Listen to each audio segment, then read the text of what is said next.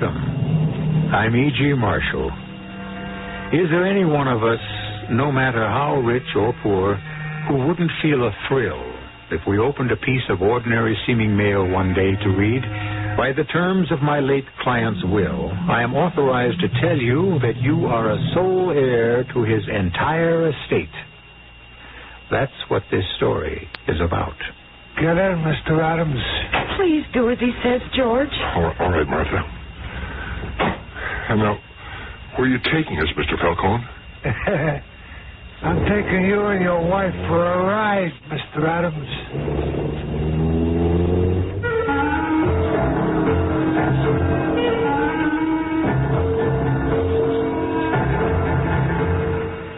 Our mystery drama, A Mexican Standoff, was written especially for the Mystery Theater by Ian Martin and stars Joe Silver and Catherine Byers. It is sponsored in part by Contact, the 12-hour cold capsule, and Buick Motor Division. I'll be back shortly with Act One.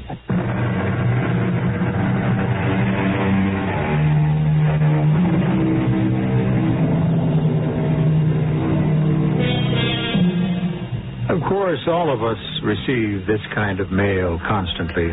Dear Mr. or Mrs. Blank, your retirement estate is waiting if you only solve the puzzle on page 7. Well, I won't belabor the point. Come on, trash. Even more unpleasant terms have been applied to this approach to human greed and human need, and none of us are total proof against its lure.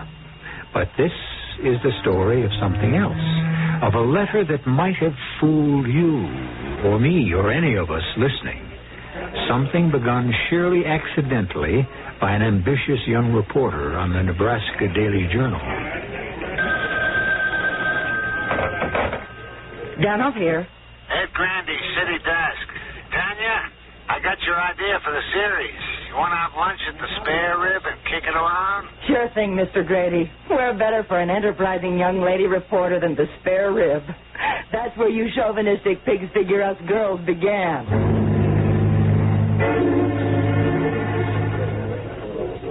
You don't understand, Mr. Grady. Why does everyone who works for me use that same line? I mean about this. I'm not talking about someone who's out to build an image, who sees himself as the next state or national congressman or even, the Lord help us, president. This is a guy with no axe to grind. There ain't no such animal. You bet your sweet colon, exclamation point, and asterisk there is. Not only one, but millions of them. You know what the trouble with you is, Standoff? I'm Polish. Hey, let's not get ethnical. What I was going to say... My interest is ethics, but I interrupted you. Maybe it's why I put up with you. You're the only one who does.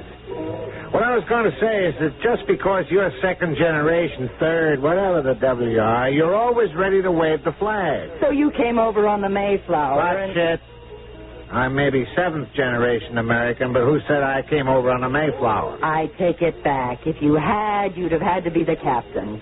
So I was 3 ships back. What's that got to do with it? Like this. Since Watergate, we've kind of lost our image. We'll get it back.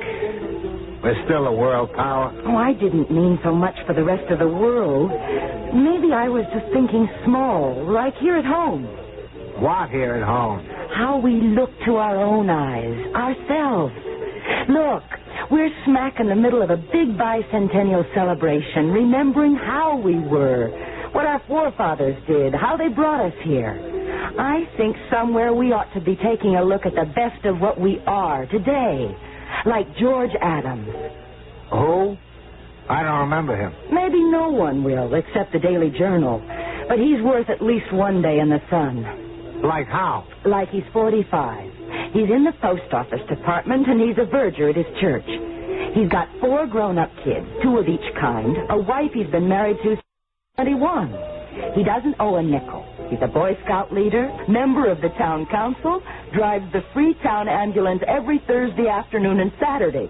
He's on the PTA, the Good Neighbors Committee, works for ecology supervision, and heads up the Keep Our Town Clean and Bright Committee. Good Lord. What does he take for headaches? Headaches? Doesn't his halo fit just a little tight? You see, Mr. Grady, That's just the kind of cynical attitude that's destroying the country. People don't want to feel like you. They don't? No. People are just crying to believe in simple, ordinary things again. Like good neighbors. And the Adams are perfect for this. Wow. You can't knock the name. Adams. And what's so bad about George? Father of our country. What's the wife's name? Martha. You gotta be kidding. You haven't heard a thing yet. What do you figure her name was before she married? If you tell me Washington, I just may be the first man to throw up a chef's salad. Oh, calm yourself. But how does this grab you for substitutes? Martha Jefferson. I tell you, this whole story is a natural. All right, what'll it cost us? Mr. Grady, can't you get it through your head that these are two simple, happy people who are not looking for a thing out of life except the satisfaction of living it the way they do? Which in my book is something very special, even if they don't know it. I just wish we were a national publication, because I think George and Martha Adams would bring a breath of fresh, clean life into the whole rotten, uneasy world America has slipped into being. Okay. Take it easy before you knock the coffee over. I won't take it easy, because I know I'm onto something good and productive and right. The Adams aren't the only people in this country like they are. I just think they're two damn good representatives of what most of our people are really all about. You know something, kid? You're so smoking hot about this, you're getting me all steamed up. Maybe I'll go for it. All right, how do you see it? A full page, or at least 3 to 4 columns op-ed. We can run it Monday through Friday with a big wrap-up in the weekend edition. And no payoff? Not a cent. What are you going to call it? Mr. Good Citizen USA. All right, Tanya. It's your baby. You got a deal. Here's good luck to Mr. George Adams, Mr. Good Citizen USA.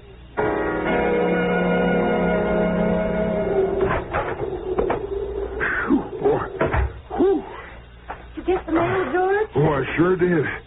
There's so much stuffed in the box, a couple of them froze right to the middle. Oh, I guess Hiram didn't feel like lugging it out of the house. You going to bring it into the kitchen? Oh, you betcha. I want to warm up. Whew. I'm sure glad I don't have to walk my route today, Martha. Oh, my, that is a load. Oh, I knew I never should open my mouth to that reporter. Oh, no, you don't. You thought she was real cute, and you couldn't wait to open up and tell her all about yourself. Now, Ma, you know you're the one who really talked me into it. I thought it was about time you got some recognition. Recognition? Now, what are we going to do with all these letters? We can't even read them all, let alone answer. Well, I have to admit, I just thought it was going to be in the local papers. I didn't figure it to get spread all over the country. Not only the U.S. of A. Seems like it's got the foreign countries too. Now, look at this big fat one here. Why, that's special delivery. You better open it. Me being in the post office, you should know special delivery don't mean much since the same old carrier has to deliver it, same as he does the regular mail. You always call the people up. Well, that's because when I'm not off, there's just two of us. Hiram's all alone my day off. You got any coffee there? Sure. I'll get you some. Well, I could use it. Cold, clear to my bones. Now, let's see here what this one's all about. Maybe I should put the thermostat up, but the oil bill this month's so high. Oh, George, I don't mean to question the good Lord, but every so often I wish you and me could get away from these cold winters and just lay in the sun somewhere, like you see in those advertisements in the papers. Here's your coffee. Go on now. Drink it while it's hot. Mm-hmm. George, what's the matter? Well, maybe the good Lord heard what you said. Listen to this, Martha. Dear Mr. Good Citizen USA, I have just read your story reprinted in the overseas edition of the New York Press. As an expatriate, it restored all my pride and joy in our country, as long as it can produce men of integrity like you. Our country has done a good deal for me. I would like to repay it by doing something for a man who has done so much for it. Enclosed you will find 2 round-trip tickets for you and your wife to Mexico City. plus reservations at the Casa Cantina Hotel for 1 month. An account has been opened in your name at the Banco de Alhambra to cover all your expenses up to $5,000. God bless you, and let me assure you I do this only out of the goodness of your heart. From an unknown and forever anonymous admirer. Well, if that don't beat all. Mexico. When are the tickets for? Next Monday. I could be packed and ready by then. Martha! Wait, you're not thinking we can go? Why ever not? You got all kinds of time coming to you at the P.O. Oh, no, it isn't that, honey. I mean, well, how do we know this isn't some kind of a stunt? You know, a come-on. People just don't go around giving something away for nothing. You have. Your whole life. You want to go?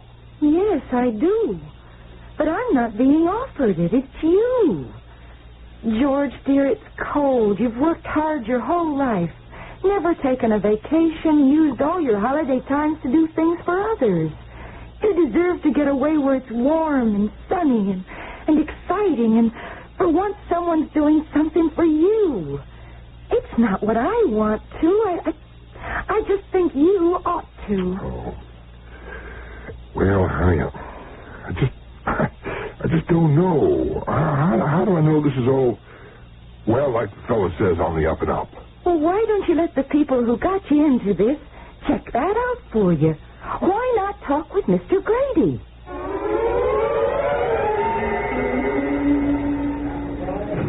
Well, it all checks out, Mr. Adams. Tickets okay. Mexico City reservations are paid in advance, guaranteed. An account has been opened in your name at the bank, so I guess you're on your way. I don't know. Somehow I don't like to accept something for nothing. Isn't that what this is? You know, George, this is nice. Yeah, beats walking a mail route for sure. I thought I'd be scared, but I wasn't a bit. Even taking off. Oh, my, that was beautiful. Yeah, and so are you. Oh, just think. My first time ever in a plane, and I had to wait till I was a middle-aged old lady. Oh, hush up now. You don't look a day older than when I married you. That's so long ago. You just can't remember. Oh, I remember. I won't ever forget. I was the luckiest guy in the world. Still am, Martha. Just one person luckier. Me.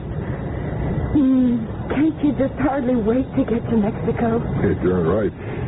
I wonder. What, dear? I wonder if that old anonymous admirer might just turn up there and make himself anonymous. Make himself what? Well, make himself known who he is. Maybe what he really wants.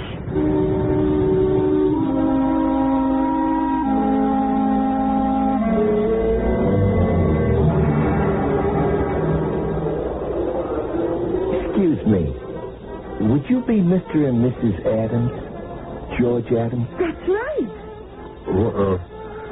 Well, I reckon now you know who we are. What can I do for you? Oh, nothing for me. Just I'm here to do for you.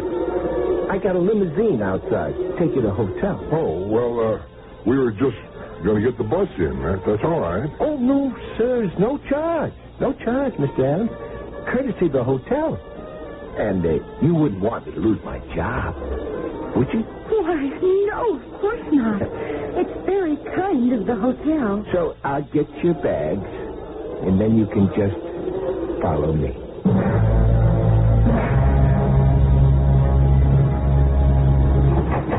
There, you just climb right in, ma'am. Why, thank you. What is it, Martha? Just sit down, Mrs. Adams, and tell your husband to follow right in. I'm all right, George. Better get in, dear. Oh, just a minute, honey. You don't sound right. Something... Oh. Yeah, Mr. Adams. It's a gun. And Sal has one in your back. I think you better join us. Do as he says, George, please. Well, I don't have much druthers, do I? Who are you? My anonymous friend? That's right. Only I won't be that much longer. Hey, where are you taking us? I'm taking you for a ride, Mr. Adams.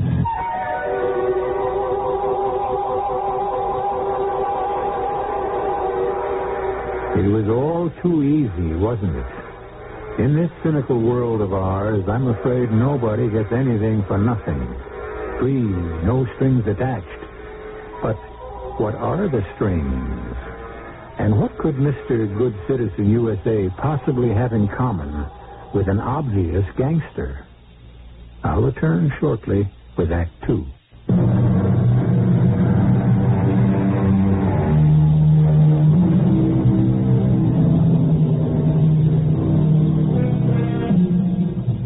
The Adams couldn't have known it, but on leaving the airport, the big, smoothly purring limousine, instead of turning southwest for the city, headed almost due north, deeper into the hills. In the fading light, passing an occasional policia before they left the airport proper, more than once George Adams had the impulse to try to wave or shout to them. But each time, a terrified but sensible Martha laid a restraining hand on his arm. Your wife is very wise. You wouldn't risk using that gun with cops around. Possibly not, although it does have a silencer. But even if you tried to signal one of the fuzz, he wouldn't have seen you. Why not? You didn't notice on the way in? One-way glass, Mrs. Adams. You can only see out. And, don't get any fancy ideas of grabbing the gun, Mr. Adams. You couldn't get out of here without Sal opening up from outside. I suppose the glass between us and the driver is bulletproof? Yeah, it's all bulletproof. What do you want with us, Mr. Anonymous or whoever you are? You don't recognize me? Should we? I used to get a lot of press coverage. A lot more than Mr. Good Citizen here. I was number one also, only not quite in the same class. The mobsters. Falcone. Gino Falcone. Sure. The picture was always up on the bulletin board just a few years ago. Bulletin board? Yeah, at the post office. Oh, yeah, that's right. I forgot you were the department. You have something to do with the post office, Mr. Falcone? Not exactly. It's just that for a while there, I was a real celebrity, like your husband. One of the 10 most wanted. Right, Mr. Adams? Yes, but I thought you were in Italy or somewhere. Yeah. So do most people, I hope. Including Uncle Sam. Only I ain't anymore. I'm Gino Falcone. Right here in Mexico where the U.S. can't touch me. But, Mr. Adams, I got $2 million in cash waiting for me in the States. And I can't get to it. So that's where you come in. I don't get you. You will. Just as soon as we get where we're going, I'm going to tell you just how.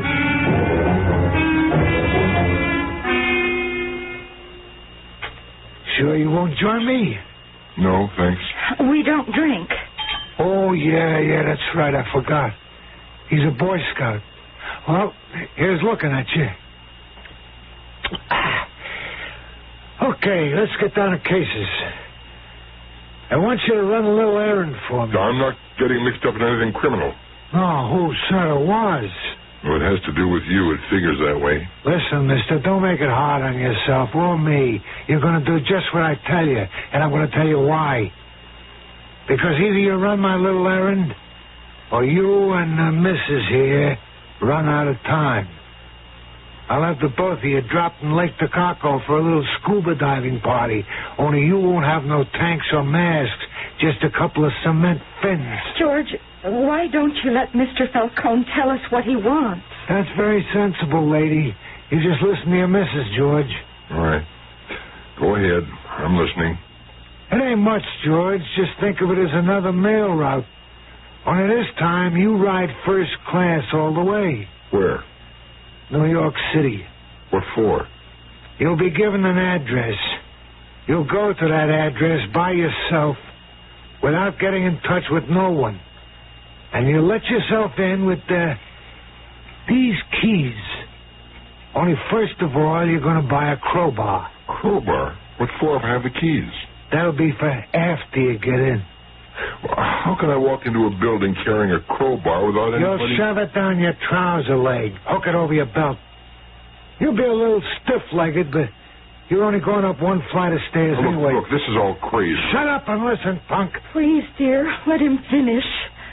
You better. Now, once you get in, you go in the living room. The wall on your right-hand side, in the middle, is a place that sticks out a couple of feet from floor to ceiling, like it used to be a fireplace, which it was.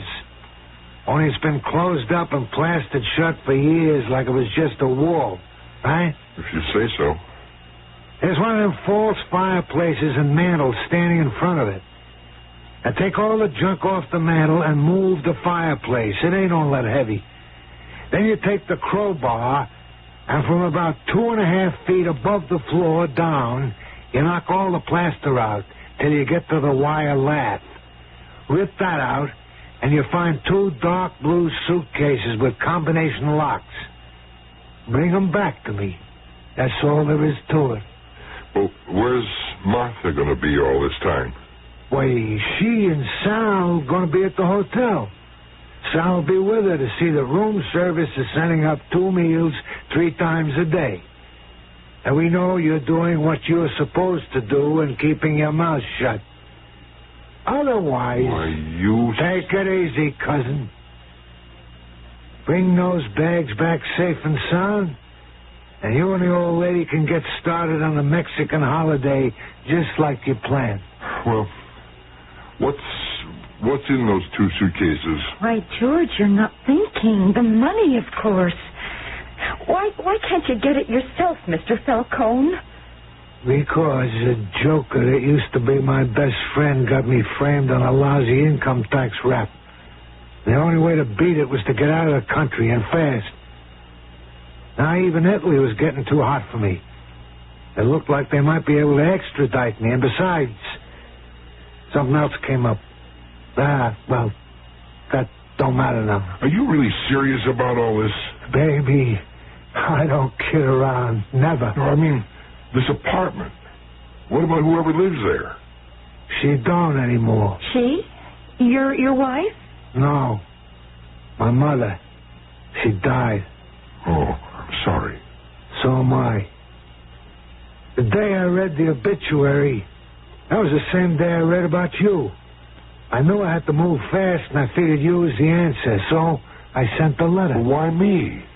Cousin, you got any notion what most guys could do to get their hands on $2 million cash that can't be traced?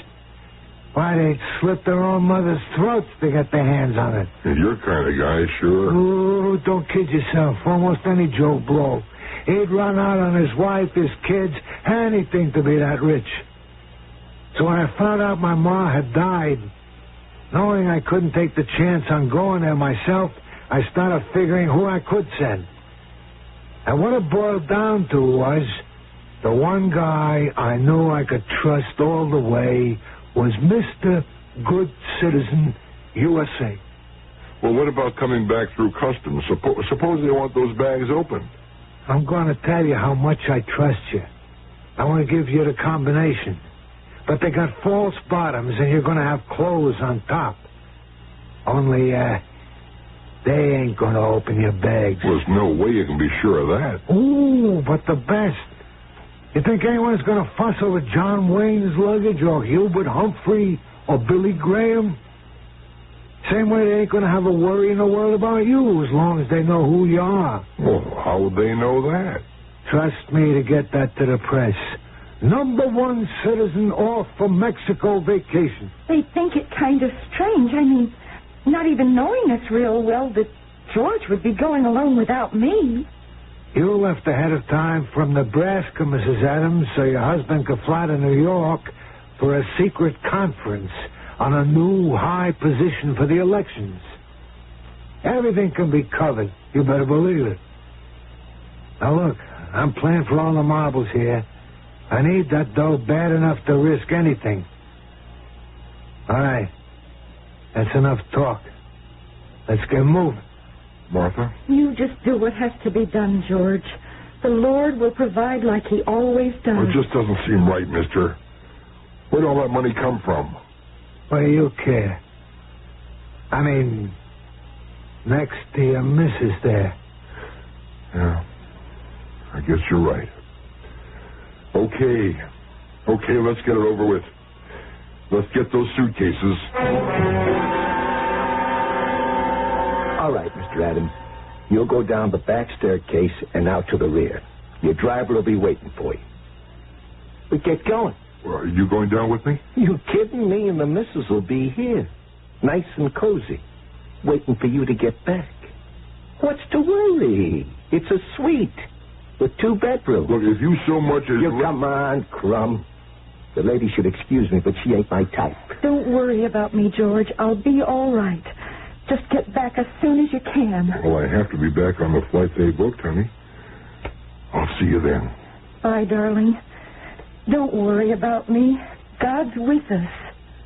Same as he was when he gave you to me. He won't take you away. Okay, Adams, you got company to make sure you get on that plane. So don't break it up, man. You got as much writing on this as the rest of us.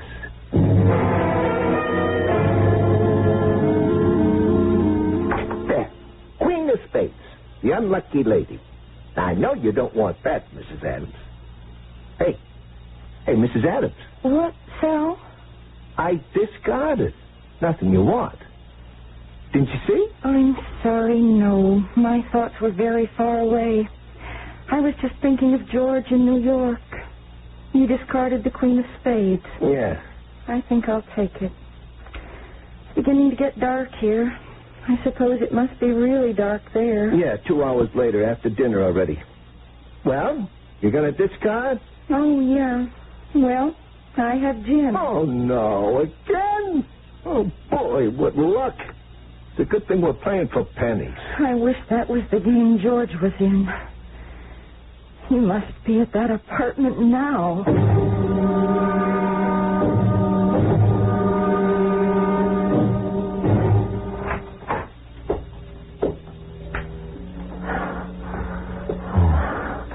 How did I ever get into this?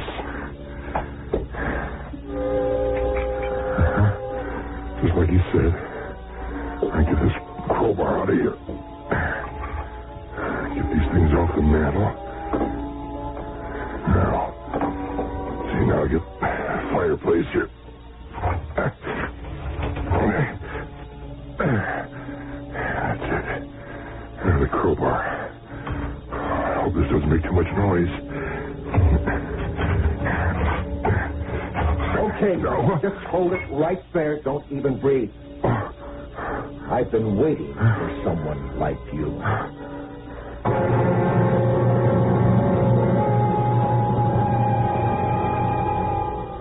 In the strange apartment, poor George Adams finds his backbone turning to jelly with total guilt, while his stomach churns with the kind of terror that most of us, thank heaven, only feel in nightmares from which we gratefully awake. But George Adams is awake and is guilty, and this nightmare will not go away. I'll return shortly with that.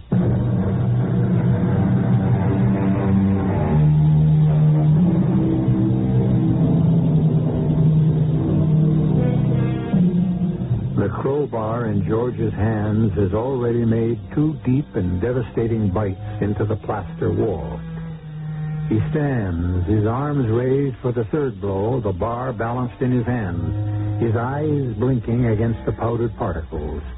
Behind him is a presence, still only a voice, but in George's mind a voice as chilling as the voice of conscience, or the voice of doom. You heard me, buddy. I got you covered. Now you just keep your hands over your head like they are and drop that crowbar. All right, now just lean forward and put your hands high on the wall. Now, come on. Come on, move. Like that? What are you, a joker? You never been frisked before? Okay, you're clean. Put your arms down now and turn around. Who are you? Who are you? I'm asking the questions. This isn't your apartment. How'd you get in here? Well, how did you? I had a key. So did I. Where did you get your key? Oh, I could ask you the same question. Only you're not in the spot to force any answers. I am. This is my enforcer. Now, come on, who are you? You want me to make you take off your jacket, look through your wallet? I guess at the point of a gun, I couldn't stop you. Okay. My name is George Adams. You one of Falcone's boys? I don't know what you mean. All right, I'll spell it out. Who sent you here? Abruzzi? No. Louis Carlotta? I never heard of him. He couldn't have been it. Well, was it Gino Falcone himself? Okay, don't bother to answer. Brother, that's a rocker. So he's alive. Who? Falcone. You know something? You're really a hard case. Or what? Or if you're not feeble-minded, you just might be... So wait a minute. Maybe we should get off this merry-go-round, just start over. My name is John McCarthy, Federal Bureau of Investigation. Here, my identification. Oh, is this for real, Mr. McCarthy? What are you, putting me on? What else do you want, my fingerprints? No, it's just... Well, I never saw an identification card or anything from an FBI man before. I never even saw an FBI man before. I don't know. I never bumped into anything like you before either. You think we can talk now? Well, sure. Anything you want to know. Okay. Suppose we start with just what you're doing with a crowbar in an apartment that doesn't belong to you, knocking down the walls. I knew your face was familiar. Sure, I read about you in the paper. So that's how you got here. Yeah, but what I don't understand is how you... How I got here? Uh-huh. Well, when Mrs. Fortaleone was dying, she called my mom. They'd known each other most of their lives, and she was all alone and turned to her best friend. Mom asked me to go over with her, but we were too late. Well, she asked for Gino just before she died. I figured he didn't get here in time for her, but he might in time for me. To arrest him? To kill him. I took a blood oath to get even with that lousy murdering skunk. Why? He was once my best friend, see? We grew up together on the Lower East Side. Me, Gino, and Frankie. Frankie? My kid brother. We used to live in the same tenement. The McCarthys and the Fortaleones. Look, I don't understand who these Fortaleones are. Well, didn't you notice the name on the mailbox downstairs? I didn't look. I just had the apartment number. Well, that's Gino's family name. When we were around 15, his father died, and his mother married again, a bum named Falcone.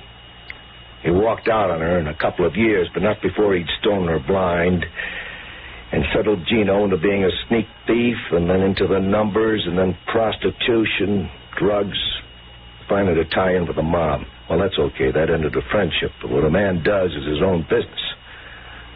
Only he didn't have to drag Frankie down in the muck with him. Well, how did Gino manage to do that? We were just tough kids, like you had to be in our neighborhood. Gino was the toughest, see? We all sort of looked up to him because he was smart, too, see? But Frankie worshipped him. Gino could do no wrong. Yeah, he steered Frankie wrong, all right. It's too bad he isn't still around to see it. He died? He died. How? I shot him. What? I killed my own brother. How could you... Well, you don't think I did it deliberately, do you? Then how? How did you?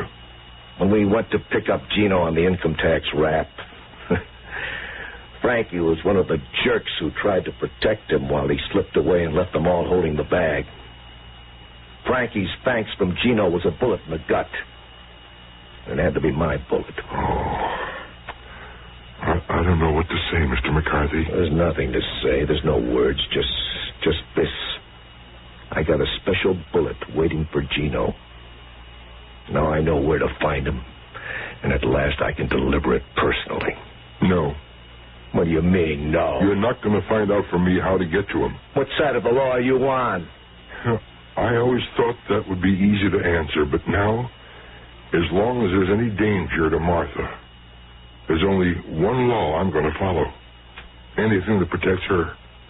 Suppose I arrest you right now and you don't get back with the money. Then what do you do? You wouldn't do that, Mr. McCarthy. You lost a brother. It wasn't your fault, but it was your hand that killed him. You going to force me to do that to my wife? I'll tell you what. First off, let's you and me find out if the money's there, and then we'll talk. So go ahead. You get busy with that crowbar. Okay.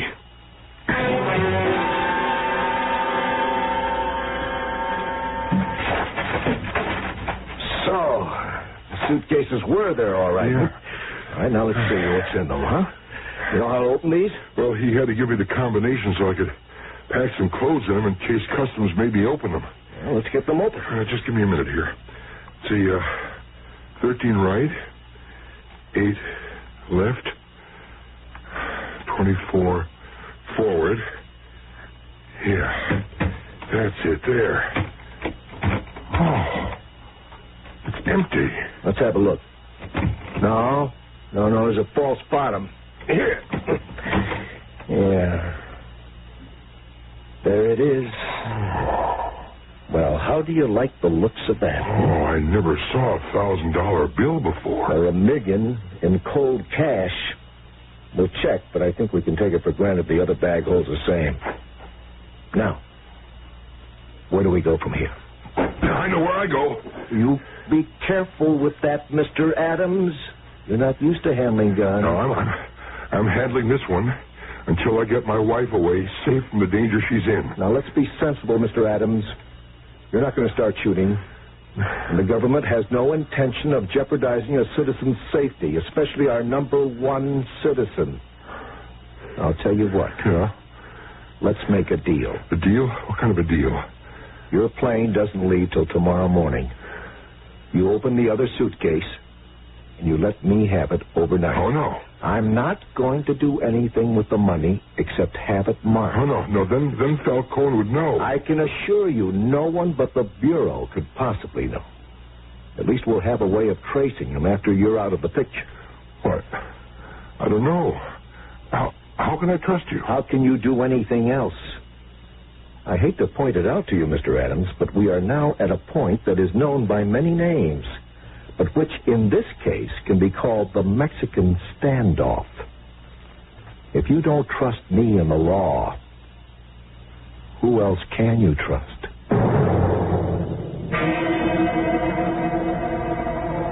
Thank heaven. I thought you'd never get here. Just relax, George, relax. I had to wait till the reporters were through with you. Is the money still there? Trust me. And covered up with a nice selection of summer suits for a Mexican vacation. Now, I heard your plane called, so long and good luck. I want to thank you, Mac. And once I get Martha out of this, I hope you nail him. Don't you worry. This is the one that won't get away. How do you mean?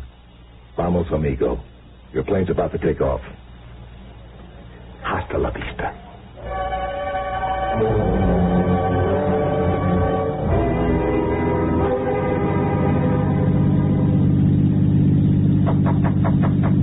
You wanted something, Mr. Adams? Yeah. We're not heading for the city.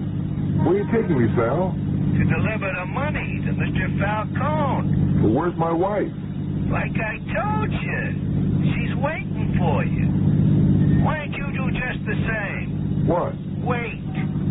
It'll all be laid out for you when the time comes.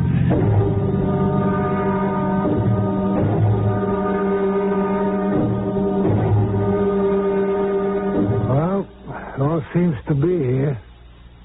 You had no trouble? I just followed instructions. Pretty good hiding place, huh?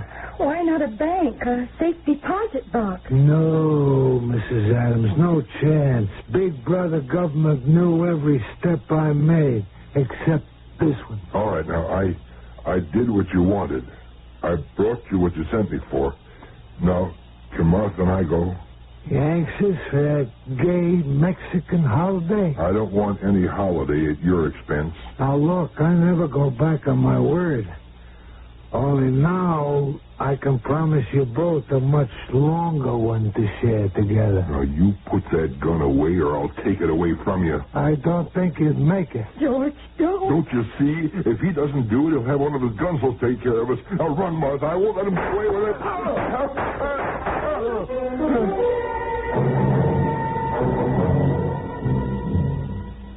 Are you all right, George? Mac, what are you doing here? Marines have landed, courtesy jet military plane to beat you here by a couple of hours. And a beeper the FBI built into one of the suitcase handles. Oh, but you promised. Now, I asked you to trust me. Now, there's a difference. Come on, George, face it. I knew even if you didn't, the moment you gave Gino the money, you were as good as dead. And your wife. Martha. Well, No, she's fine. She's fine. And so are you. Bullet creased your skull. You'll have a headache, but you'll live. Oh. And Gino? Gino died rather suddenly from lead poisoning. Probably the best way out. He left enough money to cover his back taxes, and he won't cost the government a wasted bundle in a long trial. Well, I suppose you're glad you had your revenge back. You finally used that bullet, huh? No. I'm kind of lucky, come right down to it. Mexican police fired such a barrage, I'll never know what bullet killed him. So forget about me. Let's get you to Martha so you can enjoy that vacation. I wouldn't touch a penny of Gino's dirty money. Well, that's up to you. As it happens, you won't have to. Remember your wanted poster? There was a $10,000 reward for information leading to Gino's capture. Well, that's all yours. You can still have that Mexican adventure Martha wants so much. Only this time, it'll be on the U.S. government.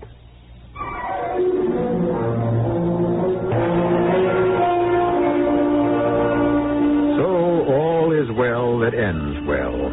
And this could hardly have ended better.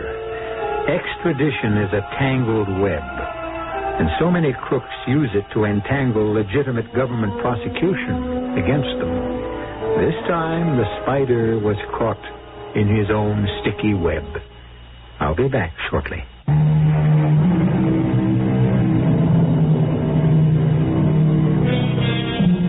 So Martha and George did have their Mexican vacation after all.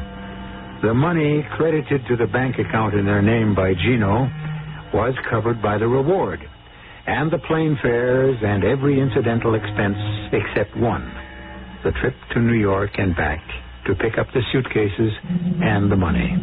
That was an expense that Martha refused to allow George to defray. It had cost both of them enough in anguish and suspense so that neither of them should have to pay for it in money as well, which I wouldn't argue against. Would you? Our cast included Joe Silver, Catherine Byers, Robert Dryden, and Sam Gray. The entire production was under the direction of Hyman Brown. Radio Mystery Theater was sponsored in part by True Value Hardware Stores. This is E.G. Marshall inviting you to return to our Mystery Theater for another adventure in the macabre. Until next time, pleasant dreams.